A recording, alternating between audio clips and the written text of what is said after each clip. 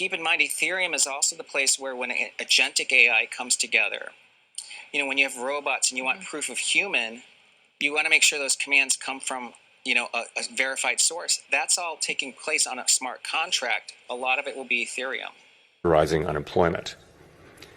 At the same time, GDP growth has slowed notably in the first half of this year to a pace of 1.2%, roughly half the 2.5% pace in 2024. The decline in growth has largely reflected a slowdown in consumer spending. As with the labor market, some of the slowing in GDP likely reflects slower growth of supply or potential output. Turning to inflation, higher tariffs have begun to push up prices in some categories of goods. Estimates based on the latest available data indicate that total PCE prices rose 2.6% over the 12 months ending in July. Excluding the volatile food and energy categories, core PCE prices rose 2.9%, above their level of a year ago. The effects of tariffs on consumer prices are now clearly visible. We expect those effects to accumulate over coming months with high uncertainty about both timing and amounts. The question that matters for monetary policy is whether these price increases are likely to materially raise the risk of an ongoing inflation problem. A reasonable base case is that the effects will be relatively short-lived, a one-time shift in the price level. Of course, one time does not mean all at once. It will continue to take time for tariff increases to work their way through supply chains and distribution networks. Moreover, tariff rates continue to evolve, potentially prolonging the adjustment process. It's also possible, however, that the upward pressure on prices from tariffs could spur a more lasting inflation dynamic, and that is a risk to be assessed and managed. So, putting the pieces together, what are the implications for monetary policy? In the near term, risks to inflation are tilted to the upside and risks to employment to the downside, a challenging situation. When our goals are in tension like this, our framework calls for us to balance both sides of our dual mandate. Our policy rate is now 100 basis points closer to neutral than it was a year ago, and the stability of the unemployment rate and other labor market measures allows us to proceed carefully as we consider changes to our policy stance. Nonetheless, with policy in restrictive territory, the baseline outlook and the shifting balance of risks may warrant adjusting our policy stance. Monetary policy is not on a preset course. FOMC members will make these decisions based solely on their assessment of the data and its implications for the economic outlook and the balance of risks. We will never deviate from that approach. So, turning then to my second topic. Our monetary policy framework is built on the unchanging foundation of our mandate from Congress to foster maximum employment and stable prices for the American people. We remain fully committed to fulfilling our statutory mandate, and the revisions to our framework will support that mission across a broad range of economic conditions. Our revised statement on longer-run goals and monetary policy strategy, which we refer to as our consensus statement to save time, describes how we pursue our dual mandate goals. It is designed to give the public a clear sense of how we think about monetary policy, and that understanding is important both for transparency and accountability, and for making monetary policy more effective. The changes we made in this review are a natural progression grounded in our ever-evolving understanding of our economy. We continue to build upon the initial consensus statement adopted in 2012 under Chairman Ben Bernanke's leadership. Today's revised statement is the outcome of the second public review of our framework, which we conduct at 5-year intervals. This year's review included 3 elements: Fed Listens events at reserve banks around the country, a flagship research conference, and policymaker discussions and deliberations supported by staff analysis at a series of FOMC meetings. While the labor market appears to be in balance, it is a curious kind of balance that results from a marked slowing in both the supply of and demand for workers. This unusual situation suggests that downside risks to employment are rising. And if those risks materialize, they can do so quickly in the form of sharply higher layoffs and rising unemployment. At the same time, GDP growth has slowed notably in the first half of this year to a pace of 1.2%, roughly half the 2.5% pace in 2024. The decline in growth has largely reflected a slowdown in consumer spending. As with the labor market, some of the slowing in GDP likely reflects slower growth of supply or potential output. Turning to inflation, higher tariffs have begun to push up prices in some categories of goods. Estimates based on the latest available data indicate that total PCE prices rose 2.6% over the 12 months ending in July.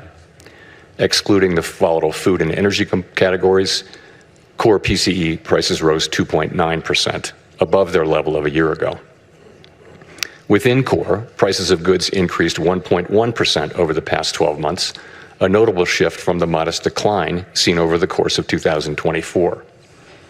In contrast, housing services inflation remains on a downward trend, and non-housing services inflation is still running at a level a bit above what has been historically consistent with a 2% inflation. The effects of tariffs on consumer prices are now clearly visible. We expect those effects to accumulate over coming months, with high uncertainty about both timing and amounts. The question that matters for monetary policy is whether these price increases are likely to materially raise the risk of an ongoing inflation problem. A reasonable base case is that the effects will be relatively short-lived, a one-time shift in the price level. Of course, one time does not mean all at once. It will continue to take time for tariff increases to work their way through supply chains and distribution networks. Moreover, tariff rates continue to evolve, potentially prolonging the adjustment process. Welcome to the Crypto Teacher. Don't forget to like and subscribe to the channel. And you know I come back with that video just to make you think. And make sure you're joining the Patrons. If you're not a part of the Patrons, make sure you're heading to Cash App.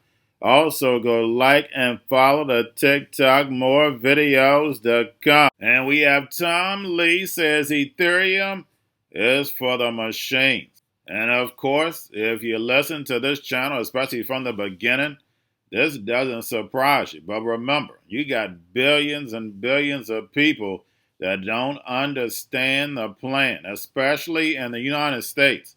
These digital assets are for the machines. Crypto means hidden measures, hidden meaning. And this economy is definitely hidden, but is right in front of the sheep's eyes. And remember, the Crypto Teacher told you. And we have Fed Jerome Powell in the house. Says it might be time to change Fed policy. And of course, the markets ran with it. But he gave us all bad news when it comes to the overall economy. Basically, tariffs are coming, and it's going to cause higher pricing. And then also, we're going to have more unemployment. And normally with statements like that, the stock market would tank. But of course, because we're in an illusion and we're going to this fourth industrial revolution, these stocks pumped and also cryptos went up.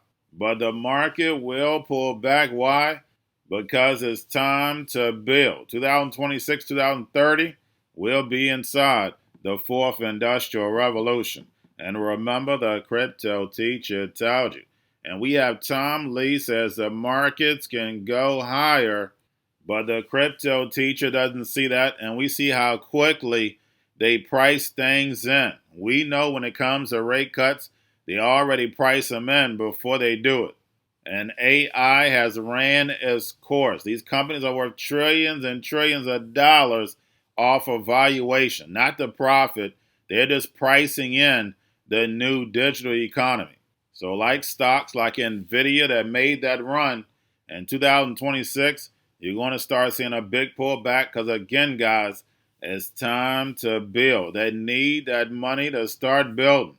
Now in cryptos, we still have those altcoin spot ETFs that will continue to help drive crypto.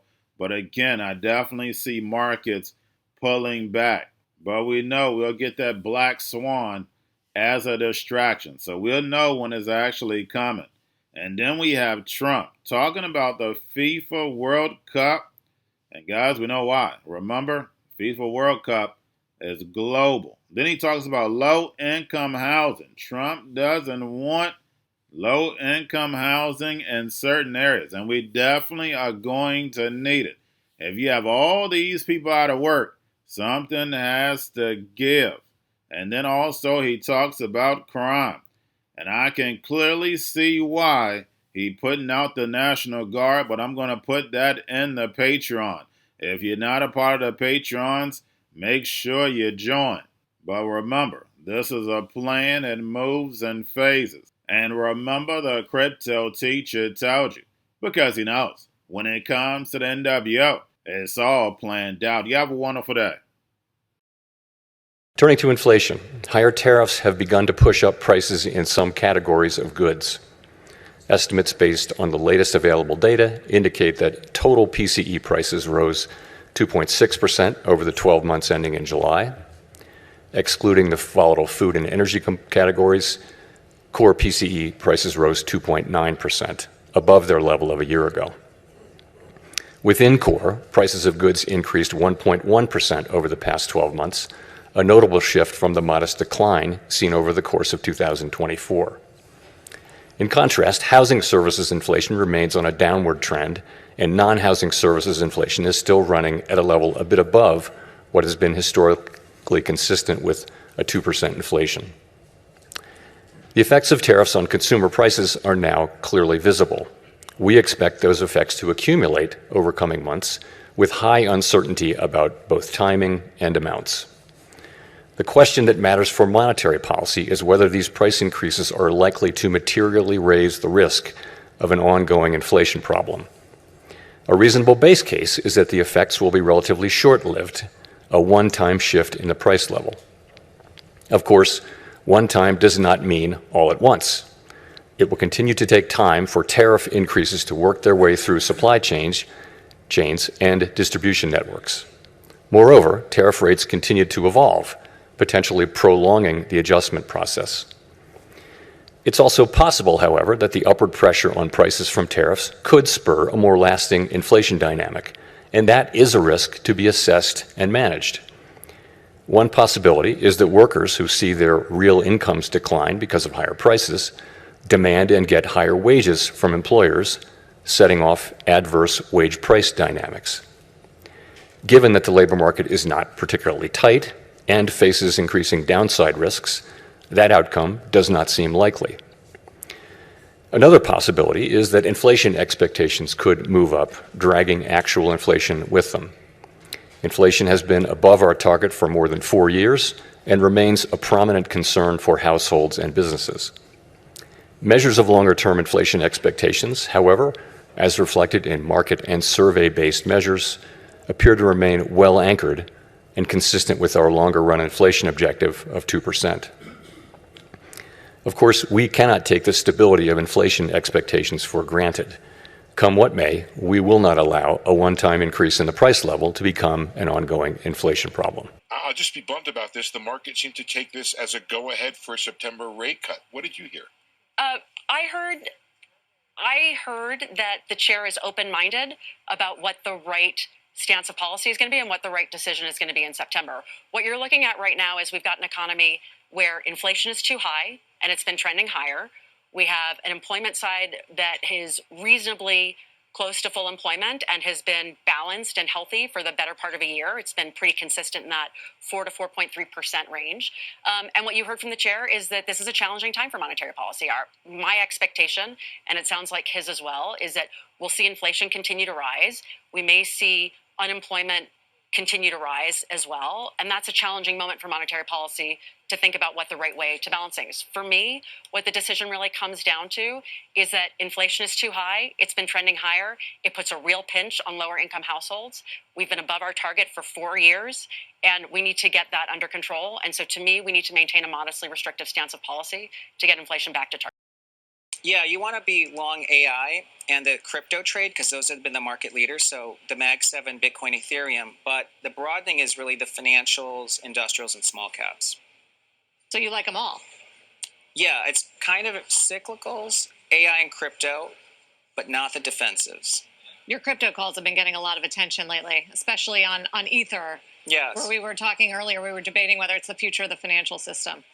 A lot of people are thinking, people like you have said that. Yeah, I mean, I think it's a really important moment happening this year with, the Genius Act, really greenlighting stable coins, and then Project Crypto, which is Wall Street moving on to the blockchain.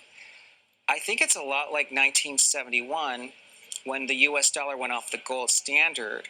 That created the innovation of Wall Street because they had to sort of essentially create this synthetic dollar. Wall Street moving on to the blockchain is a bigger moment, and I think that's why Ethereum is essentially having its 1971 moment equivalent. But a lot of people just see it as wild speculation and froth. I'd say anytime something goes up, people tend to call it froth. I think they called AI a frothy trade now, but we know it has a lot of legs, and it's been taking place for a couple years. Keep in mind, Ethereum is also the place where when agentic AI comes together, when you have robots and you want proof of human, you want to make sure those commands come from, a verified source. That's all taking place on a smart contract. A lot of it will be Ethereum. National Guard has done such an incredible job working with the police, and we haven't had to bring in the regular military, which we're willing to do. We have to. And after we do this, we'll go to another location and we'll make it safe also. We're going to make our country very safe. We're going to make our cities very, very safe. Chicago's a mess. You have an incompetent mayor, grossly incompetent, and we'll straighten that one out probably next. That'll be our next one after this, and it won't even be tough. And the people in Chicago, Mr. Vice President, are screaming for us to come. They're wearing red hats, just like this one, but they're wearing red hats. African-American ladies, beautiful ladies, are saying, please, President Trump, come to Chicago. Please. I did great with the black vote, as you know, and they want something to happen. So I think Chicago will be our next, and then we'll help with New York. And frankly, those people want to build their houses. It's terrible. They could have been built. Some of them could have been built already. But think of it, the federal government that has the most complex part, and it's the most complex environmental thing to do. We got it. Everybody had it within 30 days. And they're not even close to getting their permits. And now they're talking about taking some of those sites and building low-income housing on them. These are high-end neighborhoods. And I'm all for low-income housing. I built a lot of low-income housing. I know all about 236. I know every program that there is in the government. I used every one of them. I know more about low-income housing than probably almost anybody. And it's great. It's fine. It's wonderful. But you don't build it in Pacific Palisades. You don't build it there, and you don't build it in the other areas that burned down. So they're talking about putting up low-income housing. And you talk about riots. They're going to have riots if that happens because you're taking the people's property away. They want to build their houses, and they're unable to get permits from the mayor and from the governor. And that's a terrible thing. But and let me tell you, if I didn't send in the troops in Los Angeles, Johnny wouldn't be in Los Angeles. You wouldn't be having your World Cup there. I sent in the troops, and we kept it. And even the police commissioner, the sheriff, and the police commissioner, they all said the same thing. They said, we could have never handled what was happening. You saw that. You were there. He said, we could have never handled what was happening. And then you hear Gavin Newsom. After it's all quelled, you hear Newsom get up and say, we could have done this for ourselves. No, they couldn't have. Going to a different economy, and we're going to be learning more about that as we go. But clearly, we're learning that things can be done from remote locations. We're learning that technology can replace people even more than we thought. We're not going back to the same economy. We're recovering, but to a different economy, and it'll be one that is more leveraged to technology. And I worry that that is going to make it even more difficult than it was for many workers. In Silicon Valley, and my friends who work in technology know that what we did to the manufacturing workers, we are now going to do to the retail workers, the call center workers, the fast food workers, the truck drivers, and then even bookkeepers, accountants, insurance agents, lawyers, and on through the economy. So what happened to the manufacturing workers is a very clear sign. And so we'll import Chinese-based CBDC technology. So it's going to be CBDC in a box provided to you by the People's Bank of China.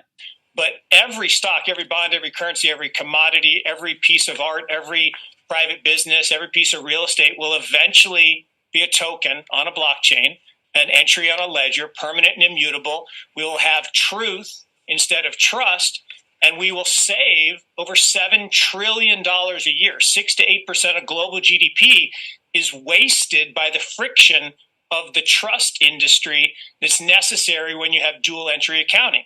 With triple entry accounting, which is what a blockchain is, we get rid of all of that friction. It's a beautiful future. Like what you see in China and their social credit scoring systems, right? If we get identity wrong, it could be a tool to enslave humanity. And if we get it right, it could be a tool to liberate humanity. And as an American, I'm obviously rooting for the one that's on the side of freedom. Bitcoin is an international asset. And also, I do believe the role of crypto is, it's digitizing gold.